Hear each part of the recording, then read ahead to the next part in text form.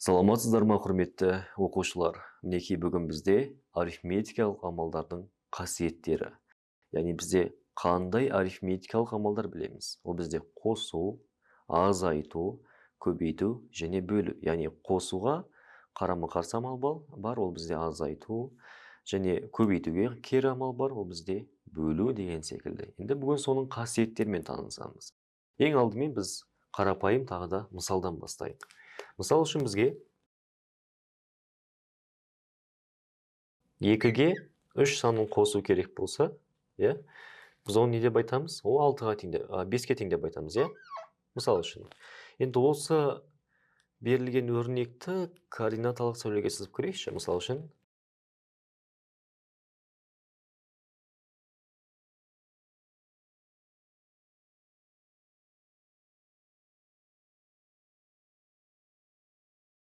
Мінекей координаталық сәуле сыздық. Енді осы жерден 2-ні және 3-ті белгілейік. Бізде 2 А нүктесі болсын. 3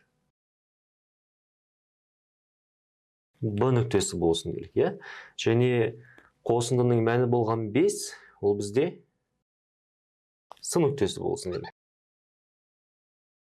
Енді қарасаңыздар, мен мынандай бір өрнек жазып көрейін. Мен 2-ні 3-ке қостым ғой, Енді керісінше 3-ке 2-ні қосып көрейін. Ол да бізде 5 шығатын түсінікті.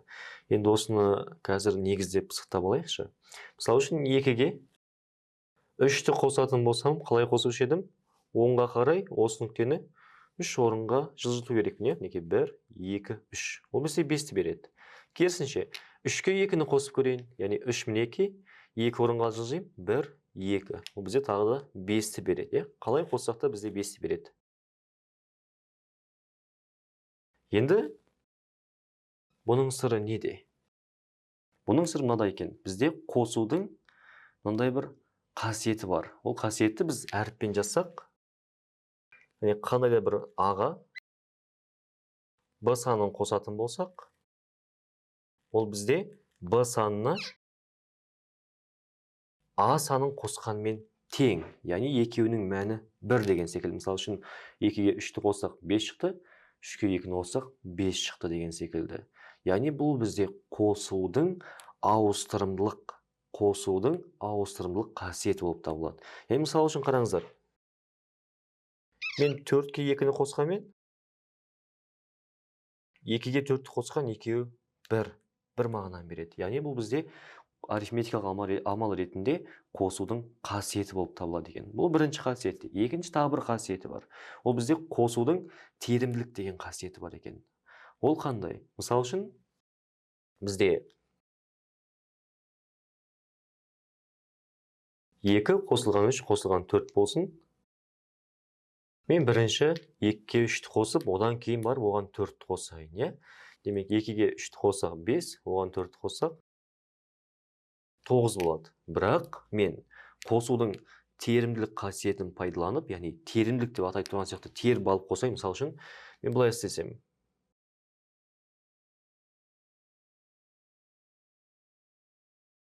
Бірінші 3-ке 4-ті қосып алсам. Яғни ол бізде неше болады? 7 болады. 7-ге 2-ні қоссам, бәрібір 9 шығады. Бірінші екеуін теріп алып қостым, біріктіріп. 7 болды, оған 2-ні қостым, бәрібір 9 шықты. Яғни дәл алдыңғы мысал секілді қосындының мәні өзгерген жоқ. Қайткенде қосылғыштарды жұптап қосқан кезде, теріп алып. Демек бұл бізде терімділік қасиеті екен қосудың. Оны әріппен жазатын болсақ,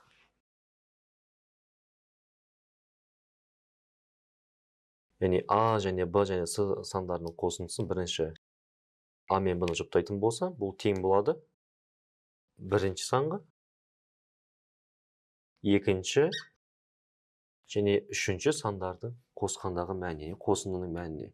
Бұлайша айтқан кезде бір санға 2 санның қосындысын қосу үшін, немесе қосындыға санды қосу үшін, бірінші қосындыға екінші және үшінші қосылғыштардың мәнін қосуға болады екен. Одан қосындының мәні өзгермейді. Оны осылай екінші қылып белгілеп қояйық. Және бізде берілген ережелерді арнайы есте қалу үшін өрнектеп қоршап қояйық, иә? Бұлар бізде қосуға қатысты қосудың ауыстырымдылық және терімділік қасиет еді. Енді көбейтуге келейік. Көбейтуде бізде қандай қасиеті бар? Көбейтудің дәл осы секілді кез келген екі натурал санның көбейтіндісі, яғни бірінші, екінші көбейткіштер болса, олардың орнын ауыстырғанмен көбейтіндінің мәні өзгермейді. Яғни қосылғыштардың орны ауысқанымен қосындының мәні өзгермеген секілді, көбейткіштердің де орнын ауыстырғанмен көбейтіндінің мәні өзгермейді екен. Мысалы үшін 2-ге 5-ті көбейтсем 10, 5-ге 2-ні көбейтсем де 10 шығады. Демек, бұл қасиет көбейтуде бар екен.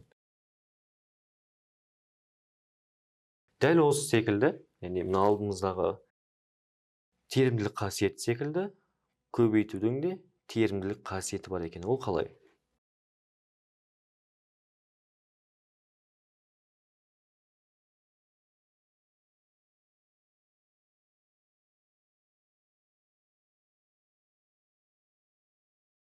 Мінекей. Бұл бізде көбейтудің қасиеті болып табылады. Яғни терімділік қасиеті. Қалай терімділік қасиеті? Байқап қарасаңыздар, көбейтіндіге екінші бір көбейткішті, бір санды көбейту үшін бірінші көбейткішке екінші және үшінші көбейткіштердің көбейтіндісінің мәнін көбейтуге болады. Демек, бұл бізде көбейтудің терімділік қасиеті болып табылады. Мысалы үшін,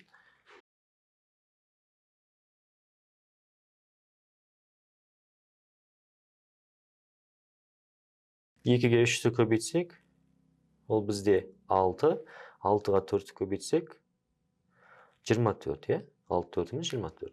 Енді дәл осыны керісінше, мысалы, мына қасиетке сүйеніп жататын болсақ, 2-ге көбейтейік, яғни бірінші көбейткішке, екінші және үшінші көбейткіштердің көбейтіндісінің мәнін көбейтейік. Мысалы үшін, 3-ге 4 көбейтсек, ол бізде 12, 12-ні 2-ге көбейтсек, тағы да 24 шығады. Яғни, екі жағы дұрыс орын алады. Яғни, бұл бізде тура теңдік. Дұрыс, тура теңдік болып табылады. Жақсы, бұл бізде көбейтудің терімділік қасиеті.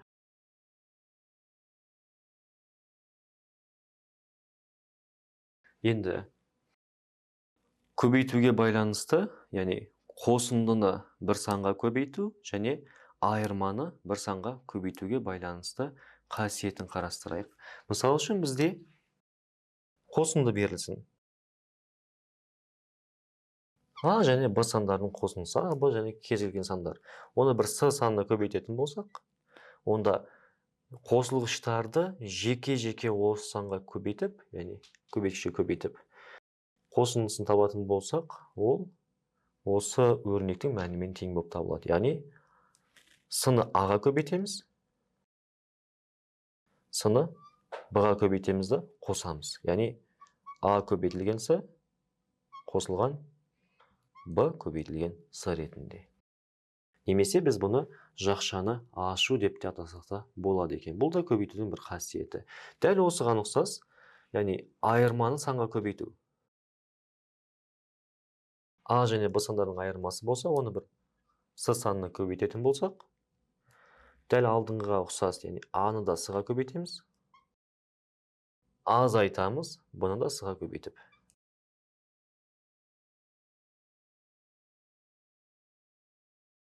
Бұл бізде қосынды және айырманы санға көбейтуге байланысты көбейту және қосу және азайту амалдарының ортақ бір қасиеттері болып табылады. Мысал келтіруге болады. Көптеген мысал. Мысал үшін, А бізде 3 болсын, Б бізде 1 болсын делік, С бізде 2 болсын. 3-тен 1-ді азайтсақ 2, 2-ні 2-ге көбейтсек 4 шығады, есімізде сақтайық. Енді мынау бойынша орындап көрейік. Яғни 2-ні көбейтем 3-ге. А-ны С-ға көбейткен секілді. 3 көбейтілген 2. Азайту амалын сақтаймын. Азайту болса азайту. қосу болса, қосу. Сыны көбейтем бұға, яғни 2-ні көбейтем 1-ге. Енді қарайық. 3-те 2 көбейтсем бізде 6, 2-ні 1-ге көбейтсем, ол 2. 6-тан 2-ні азайтсақ, бәрібір 4 шығады. Демек, бұл тура теңдік. Бұл дұрыс орындалып тұр. Мінекей балалар, бүгін біздер арифметикалық амалдардың қасиеттері, соның ішінде қосу және көбейтуге байланысты негізгі қасиеттерін қарастырып кеттік. Осымен сабағымыз аяқталды. Сау болыңыздар.